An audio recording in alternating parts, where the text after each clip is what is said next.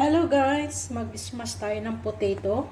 Pagkatapos nito, pagka-smash, ilagay ko siya sa tray at lagyan ko siya ng mincemeat.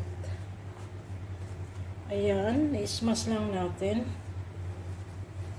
At timplahan natin ng asin, paminta. Lagyan natin siya ng olive oil. At saka salt. At saka black pepper.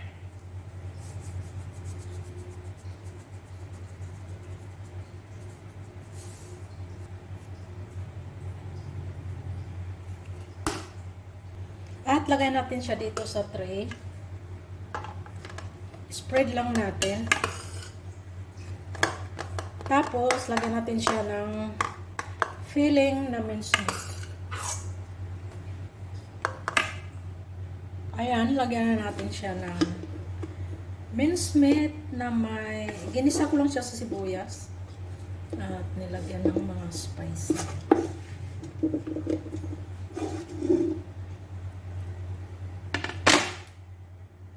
At yan, lagyan natin ulit siya ng potatoes para matakpan siya. Ayan, ganyan lang guys. Tapos, sa ibabaw nito, lagyan natin siya ng breadcrumbs. Tapos, ilagay sa oven.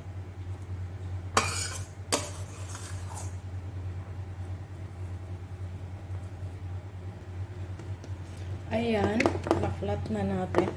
At lagyan natin siya ng breadcrumbs.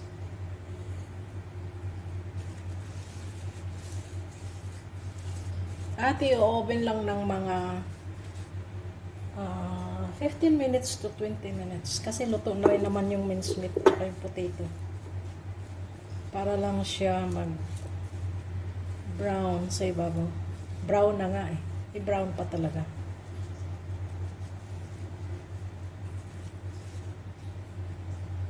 Ayan, lagay natin siya sa oven. Ayan na guys, luto na ang ating potato with mincemeat. Hiwain lang natin.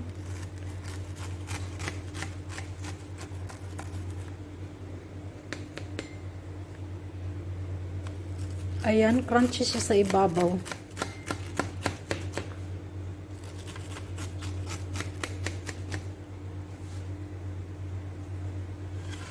Mainit pa. Gagaling lang sa oven.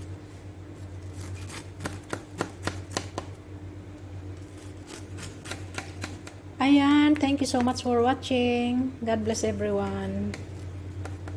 Bye-bye.